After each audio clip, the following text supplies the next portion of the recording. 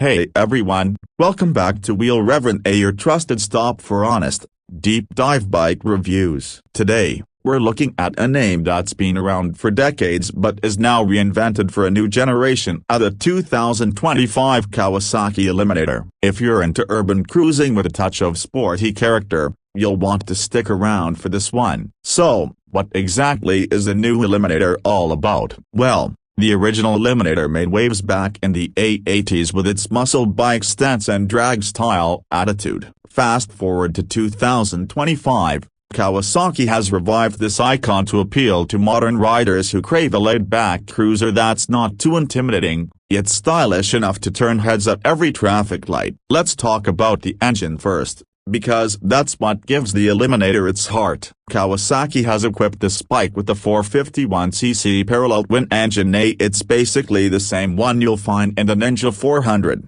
but slightly bored out and tweaked for better low-end torque. That means you get a smooth, manageable ride that's forgiving for newer riders but still peppy enough for seasoned bikers who want to have a bit of fun when the road opens up. Power figures hover around 45 horsepower with about 32 Nm of torque, which doesn't sound earth-shattering, but trust me, it feels lively thanks to the bike's lightweight chassis and crisp throttle response. Whether you're weaving through city traffic or cruising at highway speeds, the Eliminator feels planted and responsive. One of the standout aspects of this bike is its weight. At around 176 kilograms wet, it's surprisingly light for a cruiser. This makes it super easy to maneuver tight U-turns, parking lots, low-speed traffic and no sweat. Combine that with the super low seat height of just 735 mm, and you've got the bike that welcomes shorter riders without sacrificing comfort for taller folks either. Now,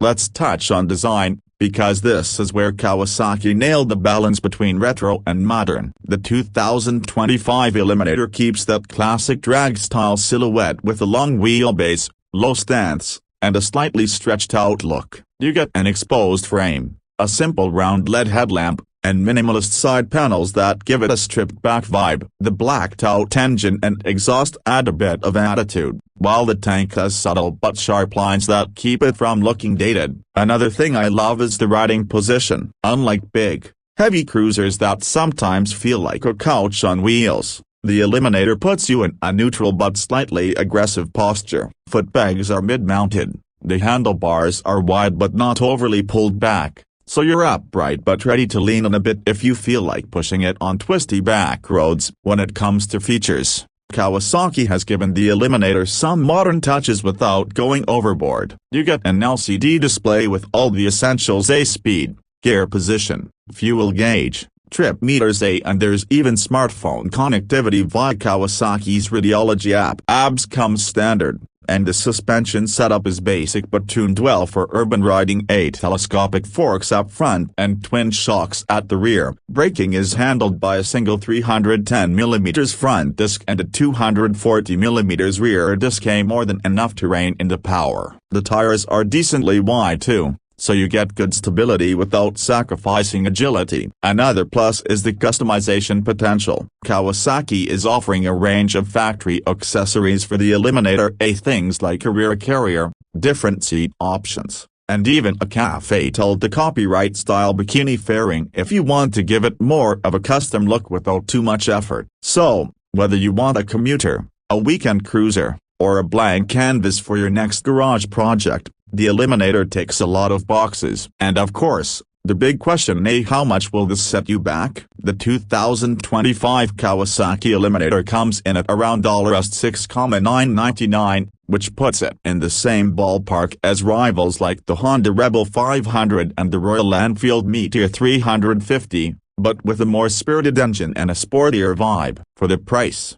you're getting Kawasaki's legendary reliability, a punchy twin-cylinder motor, and a style that's classic without being stuck in the past. So who's the Eliminator really for? I'd say it's ideal for newer riders who want something easy and confidence-inspiring, commuters who want a bike that's light and agile but doesn't look like every other small displacement street bike, or experienced riders who want a second bike to just enjoy stress-free rides around town. It's not trying to be a massive long-haul cruiser, and it doesn't pretend to be a full-on sports bike either. Instead, the 2025 Eliminator sits perfectly in that sweet spot where classic style meets practical, everyday performance. To sum it up, if you're after a bike that looks great, rides easy, and won't drain your wallet or intimidate you every time you swing a leg over, the new Eliminator might just be the perfect match. That's it for today's deep dive. If you enjoyed this review and want more real-world takes on the latest bikes,